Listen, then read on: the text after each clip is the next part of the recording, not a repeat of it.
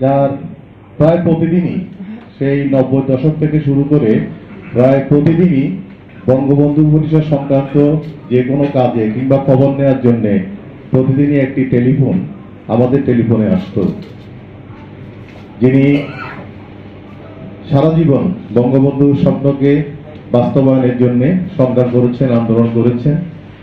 এই কোভিড বিপর্যয়ের সময় 1 বছরের মধ্যে সশরীরে আমাদের মাঝে খুব বেশি উপস্থিত হতে পারেননি, কিন্তু টেলিফোনে খবর রাখার চেষ্টা করেছেন। আজকে তিনি আমাদের মাঝে উপস্থিত আছেন বঙ্গবন্ধু পরিষদ ঢাকা মহানগর কমিটির সাধারণ সম্পাদক হিসেবে। বঙ্গবন্ধু পরিষদ গঠিত হওয়ার পর থেকে 92 থেকে দায়িত্ব পালন করছেন। আমাদের বঙ্গবন্ধু পরিষদ কেন্দ্রীয় পরিচালনা পর্ষদের অন্যতম সদস্য, আমার অত্যন্ত শ্রদ্ধাভাজন নেতা অ্যাডভোকেট মোহাম্মদ দিদার আলী আমাদের মাঝে উপস্থিত আছেন। আমাদের মাঝে উপস্থিত আছেন আমাদের বঙ্গবন্ধু পরিষদ কেন্দ্রীয় পরিচালনা পর্ষদের অন্যতম নেতা আমাদের মোহাম্মদ শহীদুল্লাহ ভাই, যিনি দীর্ঘদিন, তিনিও 1 বছর প্রায় করোনা বিপর্যয়ের কারণে দেশের বাইরে অবস্থান করার কারণে আমাদের মাঝে ছিলেন না, তিনিও আজকে আমাদের মাঝে উপস্থিত আছেন। আমাদের মাঝে কেন্দ্রীয় পরিচালনা পর্ষদের অন্যতম সদস্য মতিউর রহমান লালটু, লিয়াকত হোসেন মোড়ল, অরুণ কুমার গোস্বামী, আবুল হোসেন, আমাদের রেহমান সোবান সহ আমাদের নজরুল ইসলাম, আমিনুল ইসলাম তুহিন সহ আমাদের বঙ্গবন্ধু পরিষদের অন্যতম নেতা নেসারউদ্দিন ভূঁইয়া, নাসির উদ্দিন সহ আমাদের বিভিন্ন থানা প্রাতিষ্ঠানিক কমিটির প্রিয় সহযোদ্ধা বন্ধুগণ, আমি ভাষার মাসে ভাষা শহীদদের প্রতি গভীর শ্রদ্ধা নিবেদন করছি। আজকের বিষয় হচ্ছে ভাষা আন্দোলনের পথ ধরেই আমাদের স্বাধীনতা। বিষয়টি আসলে অনেক বড় প্রেক্ষাপট। আমি অত বড় প্রেক্ষাপটে আলোচনায় যাব না। আমি ভাষা শহীদদের প্রতি বিনম্র শ্রদ্ধা নিবেদন করছি। ভাষা আন্দোলন সংগঠিত করার জন্য যেই মানুষটির অবদান অনস্বীকার্য, যে মানুষটির নেতৃত্বে আমরা ভাষা আন্দোলনের পথ ধরে আজকে স্বাধীন হয়েছি, আমাদের বাংলার অমর কাব্যের মহাকবি, সর্বকালের সর্বশ্রেষ্ঠ বাঙালি, বাংলাদেশের স্বাধীনতার স্থপতি জাতির জনক বঙ্গবন্ধু শেখ মুজিবুর রহমানকে পরম শ্রদ্ধায় স্মরণ করছি। আমাদের ভাষা আন্দোলন থেকে স্বাধিকার আন্দোলন হয়ে আমাদের মহান মুক্তিযুদ্ধ পর্যন্ত যারা শাহাদাত বরণ করেছেন, বিশেষ করে মুক্তিযুদ্ধে 30 লক্ষ শহীদ, 2 লক্ষাধিক মা বোন যাদের সংগ্রামের বিনিময়ে অর্জিত আমাদের এই বাংলাদেশ। আমি কথা বাড়াবো না, অনেক সময় আলোচনা হয়েছে। আমাদের এখনো সম্মানিত অতিথিবৃন্দ আমাদের মাঝে আছেন। আমি শুধু এটুকু বলবো, বঙ্গবন্ধু আমাদের একজন শেখ মুজিব ছিল বলে আমরা আমাদের ভাষা আন্দোলনকে, আমাদের হাজার বছরের বাঙালি সংস্কৃতিকে বুকে ধারণ করে বাঙালি জাতিসত্তাকে জাগ্রত করার জন্যে আমরা সুযোগ পেয়েছিলাম। আমাদের একজন শেখ মুজিব ছিল বলে 1952 সালের ভাষা আন্দোলনের আগেই তিনি ভাষা সৈনিক হিসেবে কারাবরণ করেছিলেন 1948 সালের 11ই মার্চ। আমাদের একজন শেখ মুজিব ছিলেন বলে ভাষা আন্দোলনের সময় রফিক সালাম বরকতরা যখন ঢাকার 20 ডালা কালো রাস্তা রক্তে লাল করে দিয়েছিল, সেই সময়ে তিনি জেলখানায় বসে অনশন করছিলেন, জেলখানায় বসে দিক নির্দেশনা দিচ্ছিলেন। আমাদের দেশের দামাল ছেলেরা সেই যখন পাকিস্তানিরা বললো Urdu shall be the state language of Pakistan, আমাদের বাংলা দামাল ছেলেরা তাৎক্ষণিকভাবে no Bangla is the only state language of Pakistan বলে সেদিন দুর্বার গণ আন্দোলন গড়ে তুলেছিল। আমি আমাদের সেই প্রিয় নেতা, আপনারা জানেন, তার হাত ধরেই, তার নেতৃত্বেই বাংলাদেশ স্বাধীন হয়েছে। আমাদের চেতনায় ছিল ভাষা আন্দোলন। ভাষা আন্দোলনের চেতনাকে বুকে ধারণ করে আপনারা জানেন 54 যুক্তফ্রন্ট নির্বাচন, 60 ছাত্র আন্দোলন, 66 6 দফা আন্দোলন, 69 গণ অভ্যুত্থান, 70 নির্বাচন, 71 মহান মুক্তিযুদ্ধের মাধ্যমে আমাদের মহান স্বাধীনতার লাল সূর্যকে স্পর্শ করা। এই মহান স্বাধীনতার লাল সূর্যকে স্পর্শ করার জন্য আপনারা জানেন জাতির পিতা বঙ্গবন্ধু শেখ মুজিবুর রহমান অসংখ্যবার মৃত্যুর মুখোমুখি দাঁড়িয়েছেন। ফাঁসির কাষ্ঠ আলিঙ্গন করে বলেছেন, আমি বাঙালি, বাংলা আমার দেশ, বাংলা আমার ভাষা। তিনি দীপ্ত কণ্ঠে উচ্চারণ করেছেন, আমি পাকিস্তানের প্রধানমন্ত্রিত্ব চাই না, আমি বাংলার মানুষের অধিকার চাই। দীপ্ত কণ্ঠে উচ্চারণ করেছেন, বাংলার মানুষকে আমি ভালোবাসি, এটি আমার সবচেয়ে বড় শক্তি। আপনারা জানেন তিনি কখনো আপোস করেননি।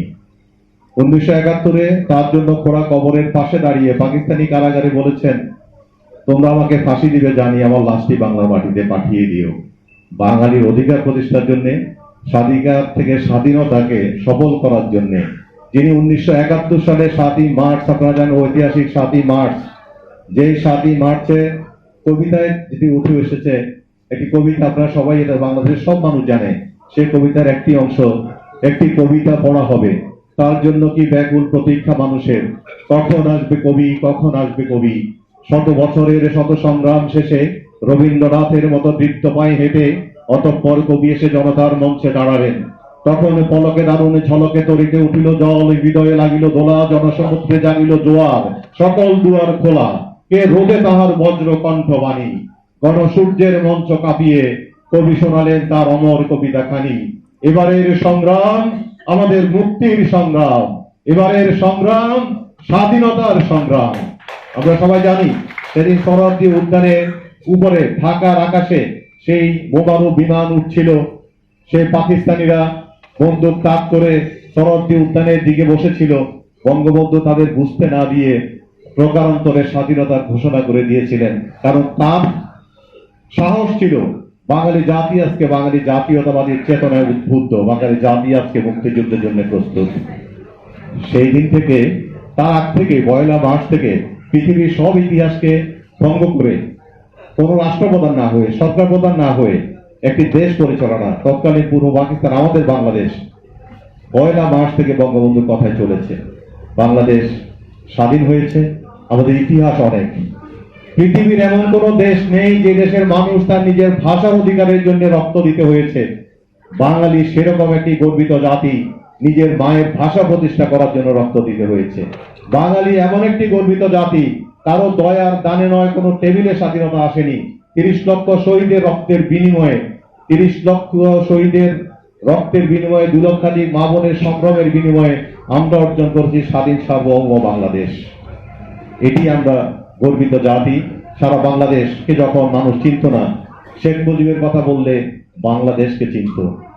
আমরা সেই নেতার উত্তরসূরি, যেই নেতা আমাদেরকে স্বাধীন সার্বভৌম বাংলাদেশ দিয়েছেন। আমরা আরেকটি জায়গায় আমাদের গর্ব করার বিষয় আছে। আমি আজকে বলি, সেই ভাষা আন্দোলনের পথ ধরে স্বাধীনতা, সেই স্বাধিকার থেকে স্বাধীনতা আন্দোলনে আমাদের বঙ্গবন্ধু পরিষদের অগণিত নেতা অংশগ্রহণ করেছেন, সক্রিয়ভাবে অংশগ্রহণ করেছেন। আপনারা জানেন বোস প্রফেসর মতিন চৌধুরীর গঠিত বঙ্গবন্ধু পরিষদ, আমাদের ডাক্তার এস এ মালেক, যিনি ইতিমধ্যে অনেকে বলেছেন আমাদের দেশের এখন প্রধান বুদ্ধিজীবী, আমাদের জাতির বিবেক, আমাদের দেশের বরেণ্য গবেষক, লেখক, আমাদের আওয়ামী লীগের 1 নম্বর উপদেষ্টা, আমাদের মাননীয় প্রধানমন্ত্রীর সাবেক রাজনৈতিক উপদেষ্টা, আমাদের বঙ্গবন্ধু পরিষদের সাধারণ সম্পাদক, তার ভূমিকা অপরিসীম।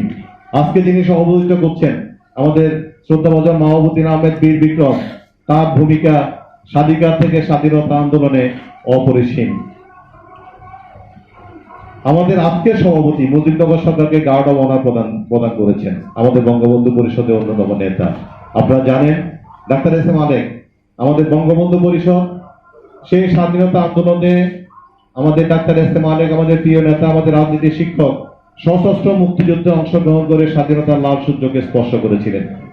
ভারতে গিয়েছিলেন ট্রেনিং এর জন্য, অস্ত্রের জন্য। আমাদের তৎকালীন মুজিবনগর সরকারের অস্থায়ী প্রধানমন্ত্রী তাজউদ্দিন সাহেব ওনাকে বলেছেন, মালিক তুমি গিয়েতে বাংলাদেশে ফিরে যাও না, তুমি এখানে থাকো, কারণ তোমার কিছু হয়ে গেলে আমি মুজিব ভাইকে কি বলবো। তিনি বলেছেন আমি যুদ্ধ করব, আমি যুদ্ধ করতে চাই, অস্ত্রের জন্য এসেছি, আমাকে হয় অস্ত্র দেন, ট্রেনিং দেন, না হলে আমি এমনি চলে যাব। তিনি কথা রাখেননি, মুক্তিযুদ্ধের সংগঠক হননি, মানে ভারতে বসে সংগঠক হননি, বাংলাদেশে এসে সশস্ত্র মুক্তিযুদ্ধ করেছেন, মুক্তিযুদ্ধ সংগঠক ছিলেন। এবং 16ই ডিসেম্বর বিজয় অর্জনের আগে 8 তারিখে গোপালগঞ্জে তিনি মুক্ত করেছেন। এই স্বাধিকার থেকে স্বাধীনতা আন্দোলনে তিনি শুধু মুক্তিযুদ্ধে অংশগ্রহণ নয়, মুক্তিযুদ্ধের পরবর্তী মুক্তিযুদ্ধকে সুসংহত করার জন্য যে আন্দোলন, যে রাজনীতি, সেই রাজনীতির সাথে নিজেকে সম্পৃক্ত রেখেছেন। আপনারা জানেন বঙ্গবন্ধু পরিষদের সভাপতি সুফিয়া কামাল 1971 মুক্তিযুদ্ধের সময় তাকে ধরে নিয়ে রেলওয়ে স্টেশন নিয়ে গিয়েছিল। অনেক বুদ্ধিজীবী তখন পাকিস্তানের পক্ষে স্টেটমেন্ট দিয়েছে, বেগম সুফিয়া কামাল স্টেটমেন্ট না দিয়ে সেখান থেকে ফিরে এসেছেন, কারণ তিনি জানেন, তিনি বলেছেন আমরিত মানুষ মারা যাচ্ছে, আমার মতো সুফিয়া কামাল মারা গেলে কিছু যায় আসে না, স্টেটমেন্ট দেননি। বঙ্গবন্ধু পরিষদ সেরকম একটি গর্বিত সংগঠন। তারপরের ইতিহাস আপনারা সবাই জানেন, বঙ্গবন্ধু হত্যাকাণ্ডের পরে পৃথিবীর সবচেয়ে নৃশংস হত্যাকাণ্ড বঙ্গবন্ধু হত্যাকাণ্ড 1975 সালের 15ই আগস্ট। বঙ্গবন্ধু শিশুপুত্র শেখ রাসেলও সেদিন রেহাই পায়নি। বঙ্গবন্ধু হত্যাকাণ্ডের পরে এই মানুষগুলি মিলে বঙ্গবন্ধু পরিষদ গঠন করেছিলেন এবং বঙ্গবন্ধুর খুনিদের ফাঁসির দাবি নিয়ে প্রথম রাজপথে নেমেছিলেন। প্রথম রাজপথে নেমে বঙ্গবন্ধুর খুনিদের ফাঁসি চাই, দিতে হবে স্লোগানটি বঙ্গবন্ধু পরিষদ তুলেছিল। 1975-এর পরে যখন বাংলাদেশ আওয়ামী লীগ রাস্তায় দাঁড়ানোর মতো অবস্থায় ছিল না, সেই স্বৈর শাসকের দুঃশাসনের কারণে, নির্যাতনের কারণে, নিপীড়নের কারণে, তখন বঙ্গবন্ধু পরিষদের ব্যানারে আওয়ামী লীগ, আমাদের রাজনৈতিক নেতৃবৃন্দ দাঁড়িয়েছিলেন। আমরা বঙ্গবন্ধু শোক দিবসে বঙ্গবন্ধু পরিষদ যে অনুষ্ঠানগুলি করতাম, সেই অনুষ্ঠানগুলি আমাদের আওয়ামী পরিবারের সদস্যদের জন্য একটি প্রাণের উৎসব হিসেবে সে অনুষ্ঠানগুলি কাজ করেছে। তারপরের ইতিহাস আপনারা জানেন। আজকের বাংলাদেশ, এই স্বাধীন বাংলাদেশ, আজকে বাংলাদেশ পৃথিবীর একটি অনন্য উচ্চতায়। বঙ্গবন্ধু কন্যা জননেত্রী শেখ হাসিনা আজকে বাংলাদেশের সফল রাষ্ট্রনায়ক, বিশ্ব মানবতার বাতিঘর। তাকে এই বাংলাদেশ আওয়ামী লীগে প্রতিষ্ঠিত করার জন্য আমাদের বঙ্গবন্ধু পরিষদের বর্তমান সাধারণ সম্পাদক ডাক্তার এস এম আলেক অনন্য ভূমিকা রেখেছেন। তাকে বাংলাদেশে ফিরিয়ে আনার জন্য তিনি বাংলাদেশ থেকে পাঁচবার ইন্ডিয়া গিয়েছেন। তাকে রাজি করানোর জন্য শেষ পর্যন্ত রাজি হয়েছেন। তাকে বাংলাদেশে এনেছেন, বাংলাদেশ আওয়ামী লীগের সভাপতি করার জন্য অনন্য ভূমিকা তিনি রেখেছেন। আজকে আমরা সাহসের সাথে বলতে পারি, আজকে আমরা গর্বের সাথে বলতে পারি, আমাদের একজন শেখ হাসিনা আছে বলে আজকে সারা পৃথিবী বলছে ফলো শেখ হাসিনা, ফলো বাংলাদেশ। আমাদের একজন শেখ হাসিনা আছে বলে আজকে পৃথিবীকে চ্যালেঞ্জ করে নিজের অর্থায়নে পদ্মা সেতু করার মতো দুঃসাহস আমরা দেখাতে পাচ্ছি। আমাদের একজন শেখ হাসিনা আছে বলে আজকে সমুদ্রের নিচে কর্ণফুলী ট্যানেল করার মতো একটি দুঃসাহস আমরা দেখাতে পাচ্ছি। আমাদের একজন শেখ হাসিনা আছে বলে আজকে আমরা পৃথিবীর 57টি স্যাটেলাইট ক্লাবের মেম্বারের অন্যতম দেশ বাংলাদেশ বঙ্গবন্ধু স্যাটেলাইট উৎক্ষেপণ করতে পেরেছি। আজকে আমাদের একজন শেখ হাসিনা আছে বলে আজকে মুক্তিযোদ্ধা যারা মুক্তিযুদ্ধ করে দেশ স্বাধীন করেছে তাদের ভাতা আজকে মাসে 20,000 টাকা, এই মাসে ঘোষণা আমাদের মাননীয় প্রধানমন্ত্রী দিয়েছেন। ইতিমধ্যে ঘোষণা দিয়েছেন 70,000 মুক্তিযোদ্ধাকে তাদের বাড়ি বিনা পয়সায় সরকার করে দেবে। ইতিমধ্যে আমাদের একজন শেখ হাসিনা আছে বলে তিনি ঘোষণা দিয়েছেন বাংলাদেশের একজন মানুষও গৃহহীন থাকবে না, তাদের নিজস্ব জায়গায় দলিল সহ নিজস্ব জায়গায় নিজস্ব আবাসন থাকবে। আমাদের একজন শেখ হাসিনা আছে বলে আজকে মাতৃ ভাতা বলেন, আজকে এই বৃদ্ধ ভাতা বলেন, আজকে মাতৃকালীন যে ভাতা বলেন, আজকে শিশু ভাতা বলেন, প্রতিবন্ধী ভাতা বলেন, আজকে মানুষ সারা পৃথিবীর উন্নত দেশগুলিতে সে রাষ্ট্রগুলি তাদেরকে মাসিক একটা সম্মান সব দেশে দেয়। আমাদের মাননীয় প্রধানমন্ত্রী শেখ হাসিনা আছেন বলে সব ক্ষেত্রে মৌলিক অধিকার নিশ্চিত করে এরকম সকল ক্ষেত্রে তিনি মানুষের পাশে আছেন, মানুষের পাশে থাকছেন বলে আজকে বাংলাদেশ বিশ্বের উন্নয়নের রোল মডেল। আজকে যদি এইটুকু বলতে চাই, আমাদের একজন বঙ্গবন্ধু ছিলেন বলে আমরা আজকে স্বাধীন। আমাদের ডাক্তার এস এম আলেক, আমাদের মাহবুবুদ্দিন আহমেদ, বীর বিক্রমের মতো মানুষগুলি আর ছিলেন বলে, আছেন বলে আমরা স্বাধিকার থেকে স্বাধীনতা আন্দোলনে আমরা বাংলাদেশ স্বাধীন করেছি। আমাদের একজন শেখ হাসিনা আছেন বলে আজকে যে পাকিস্তানের আমেরিকার হেনরি কিসিঞ্জার বলেছিল Bangladesh is the bottomless basket, সে আমেরিকার সাবেক রাষ্ট্রপতি বারাক ওবামা তার দাদা দেশকে নিয়ে গিয়ে বলছেন ফলো শেখ হাসিনা, ফলো বাংলাদেশ। সবশেষে বলতে চাই, পাকিস্তানকে সকল সূচকে পিছনে ফেলেছেন আমাদের প্রিয় নেত্রী, আমাদের সফল রাষ্ট্রনায়ক জননেত্রী শেখ হাসিনা। পাকিস্তানের প্রধানমন্ত্রী তখন যা জনগণের সামনে বলেন, হামারা পাকিস্তান মে সুইডেন বানায়ে দেंगे, পাকিস্তানের জনগণ চিৎকার করে বলে, নেই মিস্টার প্রাইম মিনিস্টার, সুইডেন নেই, হামারা পাকিস্তান মে বাংলাদেশ বানায় দো। আজকে আমরা সেই গর্বিত জাতি। আসুন আমরা আমাদের প্রিয় নেত্রী জননেত্রী শেখ হাসিনার হাতকে শক্তিশালী করে ভীষণ 2041 সালে বাংলাদেশ উন্নত দেশ হবে। আমরা আশা করি আমরা সবাই মিলে আমাদের প্রিয় নেত্রীর পাশে থাকলে 2041 লাগবে না, 2031 সালের মধ্যে আমরা পৃথিবীর উন্নত দেশ হব। মনে রাখবেন, ষড়যন্ত্র 52 সালে হয়েছে, ষড়যন্ত্র 71 সালে হয়েছে, এখনো ষড়যন্ত্র হচ্ছে। অসংখ্যবার মৃত্যুর মুখোমুখি বঙ্গবন্ধু যেরকম দাঁড়িয়েছেন, অসংখ্যবার মৃত্যুর মুখোমুখি আমাদের প্রধানমন্ত্রী জননেত্রী শেখ হাসিনা দাঁড়িয়েছেন। আজও ষড়যন্ত্র হচ্ছে, আজও আমাদের জাতীয় পতাকা খামচে ধরার চেষ্টা হয়, আজও শেখ হাসিনাকে হত্যা করার মতো উদ্যোক্তপূর্ণ সাহস সেই মৌলবাদী জঙ্গিবাদী 71-72 পরাজিত গোষ্ঠী এখনো দেখায়। আসুন সবাই ঐক্যবদ্ধ হই, শেখ হাসিনার হাতকে শক্তিশালী করি, এগিয়ে যাই, গড়ে তুলি মুক্তিযুদ্ধের স্বপ্নের বাংলাদেশ, বঙ্গবন্ধুর স্বপ্নের বাংলাদেশ। কারণ আমরা নিশ্চিতভাবে জানি, যতদিন শেখ হাসিনার হাতে থাকবে দেশ, ততদিন এগিয়ে যাবে বাংলাদেশ। আপনাদের সবাইকে ধন্যবাদ। জয় বাংলা, জয় বঙ্গবন্ধু, বাংলাদেশ চিরজীবী হোক।